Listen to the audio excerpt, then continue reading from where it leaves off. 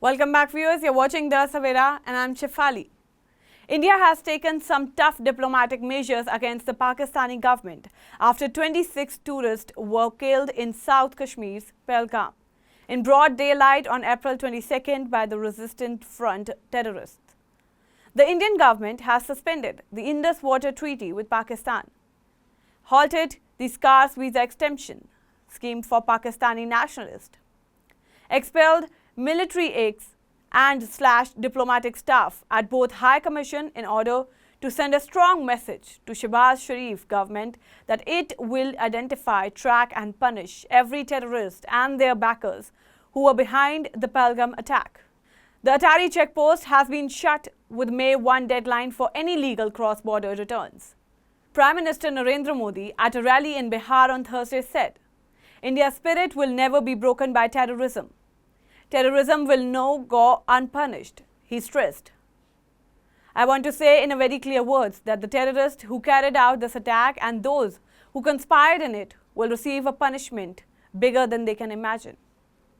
Now let us look at the major diplomatic conflicts and wars between India and Pakistan since 1947. The 1947 War. The First Kashmir War began in October 1947. And the consequences was the accession of Jammu and Kashmir by India. Pakistan was under the fear that Maharaja Hari Singh would accede the India. It was after the partition that the princely state was given three options: accede to India, accede to Pakistan, or remain independent. Jammu and Kashmir had a significant number of Muslims and Hindus. The tribal Islamic forces met and joined the Pakistan army and occupied some parts of the princely state. Thus, the Maharaja Hari Singh acceded to India and received military aid. The issue was taken to the UN Security Council and Resolve 47 was passed on April 22, 1948, and the line of control was created. On January 1, 1949, a ceasefire was declared. India had control of two-thirds of Jammu and Kashmir, whereas Pakistan gained Gilgit-Baltistan and Azad Kashmir. India called it Pakistan occupied Kashmir.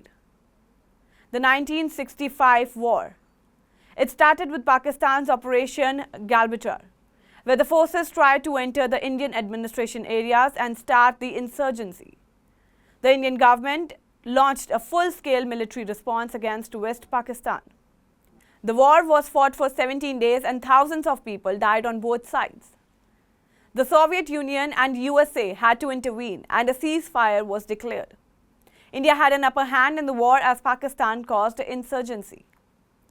The 1971 Liberation War. Tensions rose in December 1970 when the Awami League Party, led by Sheikh Mujibur Rahman and based in East Pakistan, won the national elections. But West Pakistan parties, namely the Pakistan People's Party, refused to hand over power.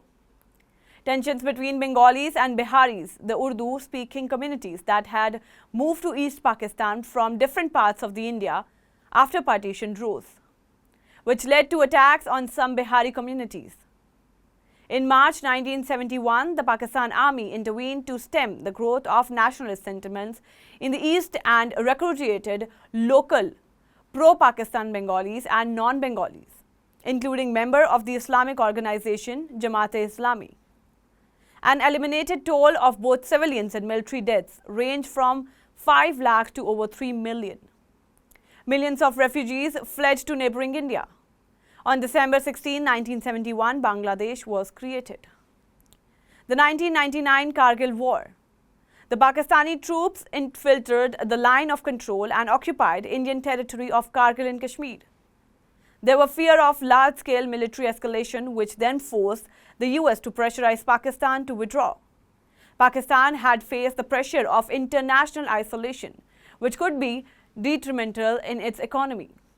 Many units of the Northern Light Infantry of Pakistan had served heavy casualties. Nawaz Sharif later told international media that more than 4,000 Pakistani troops were killed in the operation and the Pakistan had lost the war. Diplomatic debates between India and Pakistan. Now, November 26, 11 attacks.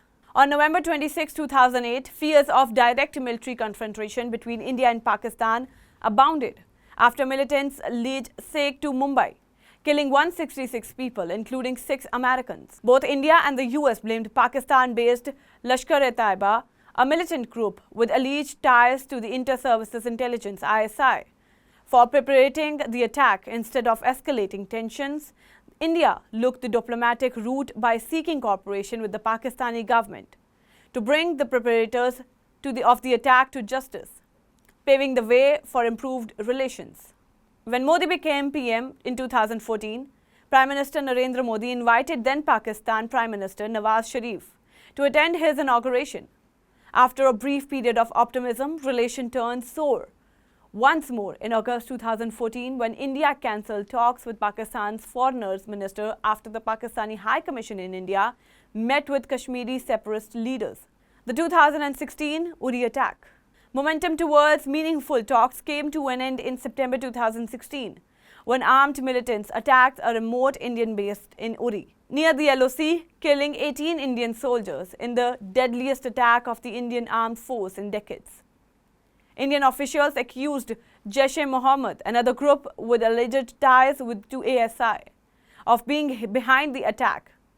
In response, the India military announced it had carried out surgical strikes on terrorist camps inside POK, while the Pakistani military depended on any operation. In 2019 Pulwama attack. In February 2019, a convoy of Indian paramilitary forces in Pulwama were targeted, in which at least 40 soldiers died. The attack, claimed by Pakistan-backed JEM, was the deadliest in Kashmir in 3 decades. India retaliated by conducting an airstrike at targeting terrorist training camps with Pakistani territory. These were answered by Pakistani airstrikes on Kashmir. The exchange escalated into an aerial fight and Pakistan captured an Indian pilot who was released days later. That's all a brief about what happened in different scenarios between the two nations. Let's see and hope for the best that what happens this time. For more such updates, stay tuned to The Savera, download the app and follow us on Facebook, Instagram, Twitter and YouTube.